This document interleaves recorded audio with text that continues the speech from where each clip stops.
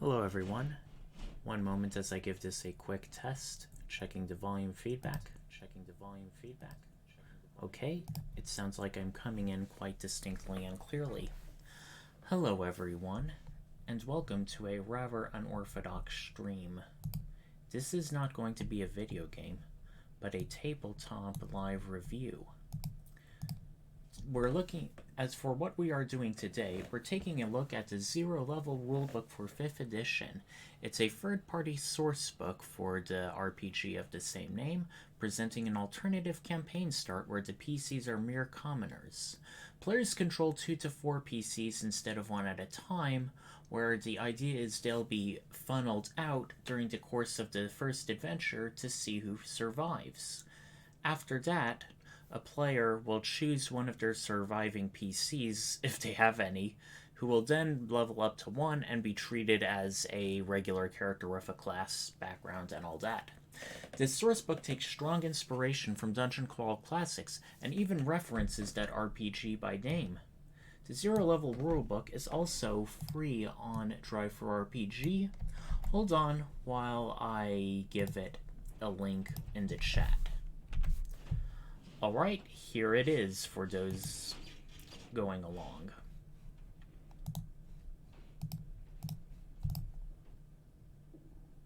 Character creation is short and simple in comparison to what is done for typical 5th edition. The first step involves rolling for your race, and you gain its features but not those of the sub-race. You might notice for the human here that it's using the default option and not the variant human, which may be for the best, as feats are pretty powerful and quite a few are dependent on class features. There's even a Dragonborn ancestry table for determining your color and damage resistance, although you do not automatically start with a breath weapon, as those are considered to be too powerful for a level 0 character to have. After that, we cover ability scores, which are rolled 3d6 in order. This is based on a certain playstyle of hardcore old-school gameplay during the Advanced Dungeons & Dragons era, basically during the 80s and 90s, before Wizards of the Coast picked up for 3rd edition. The 3d6 in order is also the standard method for many old-school Revolution retro clones. As ability score modifiers are less gradual in OSR games rather than in 5th edition, 3d6 is rather penalizing for 5e characters in a way that it wouldn't be in Dungeon Crawl Classics and similar games. Hit points are also different in that you're rolling 1d4 and adding your Constitution modifier. Hold on, it looks like my video is buffering or having trouble to load. Let me reload the page and see. Okay, it is going well and going further. Alright, continuing, you also fill out your secondary statistics, which is like your proficiency, your initiative. A lot of these things are the same. You, by default, do not get proficiency on saving throws or skills beyond that which are given in your occupation, which we are going to cover next. So occupations are also another thing borrowed heavily from Dungeon Crawl Classics. They're like 5th edition backgrounds, but a lot more simple. They are sorted into 6 tables associated with the various ability scores, as you can see here. Yep, showing them all off. I think there's actually 2 court jesters, or maybe this person's an acrobat, I can't tell. Basically, it is a random 1d20 table. You randomly roll for your occupation, and along with that, shows the starting amount of wealth you have, a single proficiency, and a variety of things, which can be a skill, an armor type, weapons, tools, languages, or vehicle types, along with a single weapon you start out with, which you are also proficient with, along with an item relevant to your occupation and clothes you are wearing. It's based on your character's highest ability score, so if your highest is strength, you're going to roll on the strength table. Dexterity, you roll on dexterity.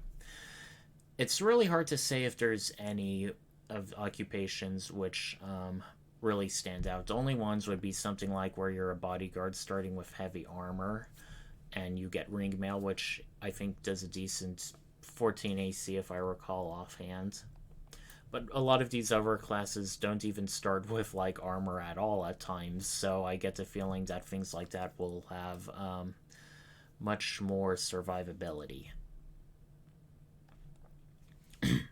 Pardon me. There's also at step 4 for rolling a random starting item in addition to your occupation based stuff. While it is a nice feature, I don't think that this table is exactly vital. Between 3 to 5 players and various occupations, a half dozen or even 2 dozen PCs can have a variety of equipment between themselves to not be wholly unprepared for a dungeon crawl. Not to mention the various treasure and items they can gain along the way, or spend with some of their starting money, even if they don't have a lot. There are other rules changes to account for being level 0, such as how much you heal during short rests, or the lack of saving throws, which helps simulate that old school feel of death being both sudden and inevitable. I will say that there are some things that are to a character's advantage, unlike in typical 5th edition games. Notably, armor proficiency, where it eliminates the penalty for wearing armor you're not proficient with in order to encourage 0 level characters to actually wear armor. There's also the fact that there is a damage minimum cap, or whatever the reverse of a cap is, where if you would deal 0 or less damage, you instead deal 1 damage. This is also pretty useful because. Oh, sorry. I didn't mean to minimize that. This is also advantageous because when you have each player controlling 2 to 4 PCs and you decide to mob up on an enemy, you're definitely guaranteed to at least get a few hits in, and even with cases like damage resistances or heck, even immunities, which would be less than 1 damage, you'll still do 1 damage.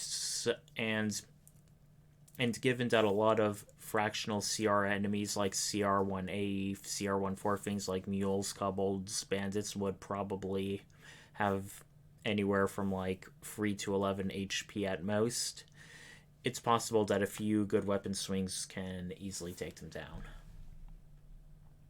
Going further, you do level up to first level after you complete the first funnel adventure. And in some cases, things from your level 0 template are added onto your first level choices, such as the D4 plus con hit points, which are then added onto your typical starting hit points for a first level character. There's also a kind of point buy down here where you add 5 ability points to distribute as you level up. They actually go into the math in detail, where when rolling 3d6 versus 4d6 drop the lowest, the average roll for a 4d6 drop is a bit higher than that of a 3d6 drop, so the 5 ability points help push your characters up a bit. You also can convert backgrounds, which gain the proficiencies, language, and features listed. You don't gain the starting coins and items, but since you don't replace your starting occupation stuff, you most likely gain the proficiencies you would have gained for the starting occupation. So in the case where you gain proficiency with a saving throw, and you pick a class which would have 2 different saving throws, you could start play with 3 saving throws, or even 4 if you're a variant human and you take the resilience feat, which can be a pretty interesting build. There's also a new background to select, which is exclusively available for people who began as level 0. The commoner background. I do find it interesting that the concept of a farmer commoner background hasn't really existed in official core 5th edition products. The closest we have is Folk Hero, although that background also has the built-in backstory of being already a famous figure in their local town, hamlet, or village. It's rather interesting on account that most other backgrounds account for plausible medieval occupations and lives, but one responsible for approximately 90% of the population in most feudal societies isn't present. I have a friend who is a scholar of medieval history, and one of the talking points he once have is that how almost all occupations at the time revolved around food production. Cities weren't just isolated places, almost all of them had farming communities outside their walls and boundaries for the purposes of feeding those within. While many settings do take this into account, too many fantasy worlds just make cities as islands onto their own without asking the important question of what or how do they eat. Okay, I just realized I sort of went on a tangent about medieval farming and occupations. So, going back into the game, our last major section goes over short DM advice tips for running zero level characters. First and foremost, it recommends breaking initiative down to a group roll rather than individually rolling for every single PC. This definitely helps speed up play. There's also other things like how to add additional races and what to keep and what to hold off until first level. It also talks about spreading attacks around and to be careful when using area effective attacks, as those could really result in a TPK very, very quickly. I do like how it also mentions that the DC can afford to be more adversarial. I don't know if adversary is the right word, but basically not pulling their punches at death at 0 hit points doesn't automatically prevent a player from continuing to play in a game, as they likely have like 1 or 3 other PCs they can still control. I will say that there are some other things to consider that the book doesn't talk about due to the advantages of action economy and large groups and funnel play. In 5th edition, creatures cannot move through hostile spaces without some kind of a opposed check, special ability, or provoking opportunity attacks. If a group of PCs can act all at once, then 3 to 6 of them can easily crowd around a single target and restrict their movement such that they can be bottled in and trapped. Furthermore, the nature of bounded accuracy means that even non-proficient characters have a chance at succeeding on a DC or dice challenge, as only a precious few challenges go above DC 20. And as the book recommends adventures for first level PCs for this final method of character generation, I guarantee you'll not see a single DC or AC of 21 or higher. Unless the party is limited by time or number of rolls, a group of 8 to 24 PCs are practically guaranteed to succeed on a check that can be tried over and over again. There's also brief talks on talking about tournament-style adventures where PCs are replaced over time via narrative conveniences, such as prisoners held captive by enemies in the event of one or more of the deaths. Personally speaking, this feels like a very surface level examination of how tournament modules are run, at least from what I've heard about them.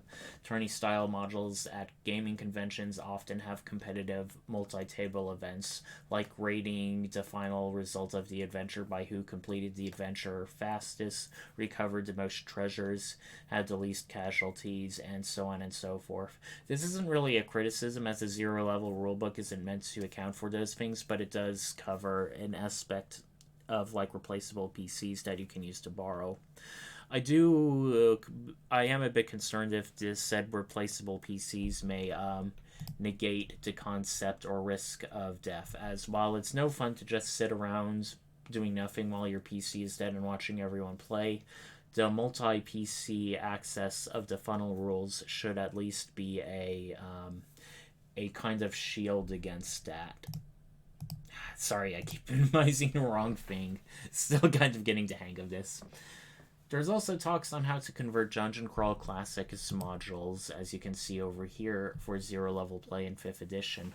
In fact, later on in this book, they recommend some official and third-party DCC adventures for just such a purpose. Otherwise, the rest of the book covers things we're familiar with, like random starting ages, a character creation example, along with recommended adventures, and an index card of character sheets, which is very nice. It's very well put together. I do find it funny how it says inspiration is like 3 stars rather than 1, as more in normal play, if you either have inspiration or you don't. I didn't see anything anywhere in this book talking about how you can have multiple inspiration in a zero level funnel game. Let me try just searching for it quickly. Okay, 2 mentions of inspiration. Yep, those are the only 2. Not anywhere else. I don't know what the 3-star thing is for. Overall, I'd say the Zero Level Rulebook is a rather clever idea for an alternate campaign style, and from what I've seen, the author seems to be paying close attention to gaming advice and math, so it's definitely something they probably at least played around with or play tested.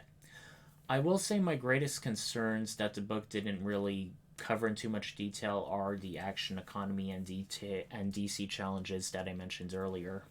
Going further, the average difficulty encounter for 3 to 5 first level PCs almost always involve CR8 1/8 and CR 1/4 enemies who aren't much tougher than said PCs. Although zero level PCs lack a full assortment of equipment and class features, it won't be difficult for a few of them to down a kobold, scourge, bandit with few successful attacks at most. Even quote unquote hard encounters may have 4 to 6 enemies, which the PCs may outnumber 2 to 1 or 4 to 1. And for singular enemies, you need at least a CR2 to qualify as a hard or deadly encounter for first level PCs.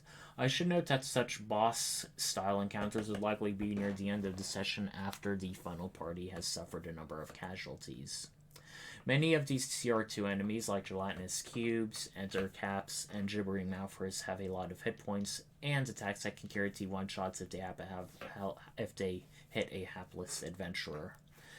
I based this off of the encounter builder from Kobold Fight Club, which is a very useful tool in determining the level of threat enemies and groups of enemies can provide for a party. Hold on right now, I am going to be linking to it in chat right here. Alright, it's shown up. I have yet to run a funnel adventure for 5th edition, so I cannot really give this a playtest review. But from what I've seen, it sounds well put together, and the authors have put a lot of thought into it. I think it can make for a fun change of pace for offbeat campaigns. So, this has been my first live review on Twitch. I realized I covered a very short book, but since this is the kind of thing I haven't done before, I didn't want to review a more typical, much larger tome like I usually do, and then just start tripping up all over myself in case things go wrong.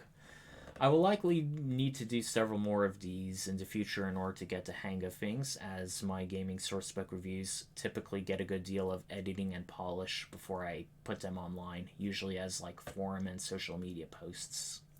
I don't know when I'll do another one, but I'd say this was a fun change of pace.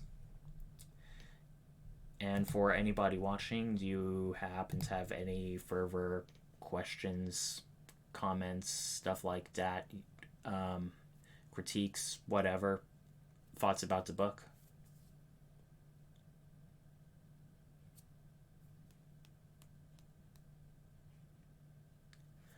Well, seems like I guess nobody has anything to say at this time, or maybe you're just patiently and silently and respectfully listening along, which I definitely appreciate.